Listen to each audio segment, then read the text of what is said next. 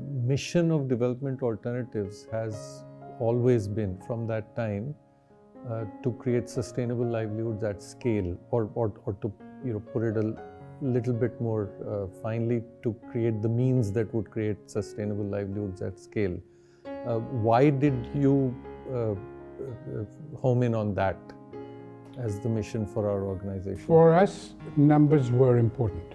Quality of change and the scale of change were both a given from the beginning. If you could change the lives of a few people in a village, I think that's a wonderful thing to do, and we had no problem with that, and we encouraged our colleagues to do exactly that.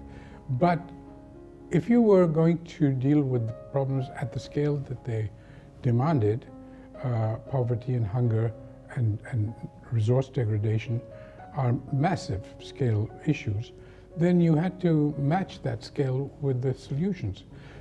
There's a law in cybernetics called Ashby's law, which basically says that the scale of the complexity of your problem needs to be matched by the scale and complexity of your solutions, and that makes sense. And so for us, scale was very deeply embedded, and in order to do that, we had 2 or 3 secrets. One was the application of good business management methods. There are very few organizations in the world that do better at scaling up than big businesses. And the second was partnerships, by doing things with other people, causing things to be done by other people.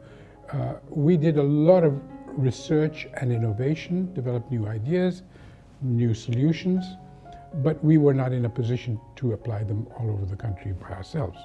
So we worked by making them attractive enough, either because they were profitable or because they were very high impact, for other organizations to want to take this up.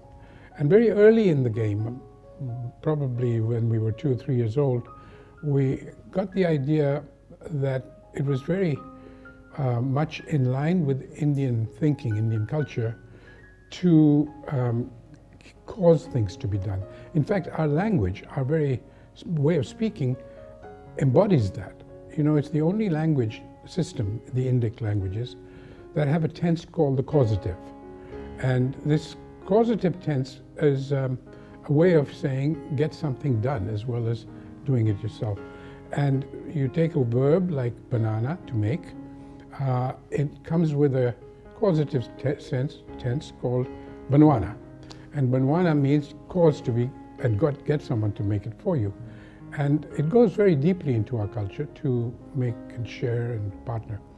So our approach in a logo, in a slogan sense internally, the way we communicate with each other, is we are trying to go the banwana route rather than the banana route. You can either set up large factories, or you can make the same things in small factories which you enable through your innovations.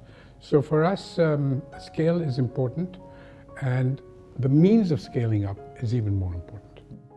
For many, and I'd say most of us, from the time I joined Development Alternatives till date, I think this is a distinction that is often difficult to grapple with, because if you're talking about roti kapda makan, or if you're talking about taking care of nature, it's much more natural for someone to want to just go and do it. Particularly, I think people that join our organization, that's the kind of motivation they come with.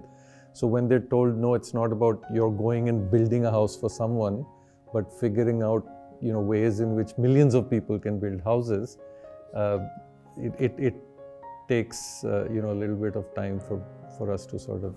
Absolutely. And Pat, the other side of that coin is just as important. People, organizations, individuals normally need to get credit for what they do. And this banwana business gives credit to other people. So it's also a matter of thinking different about how you get rewarded. And in our case, we were willing to give up that reward that you get with people saying you did this by enabling other people to do it, and that's often not so well recognized by the people who need to support you. So we had to think that through quite a lot, and I think it worked.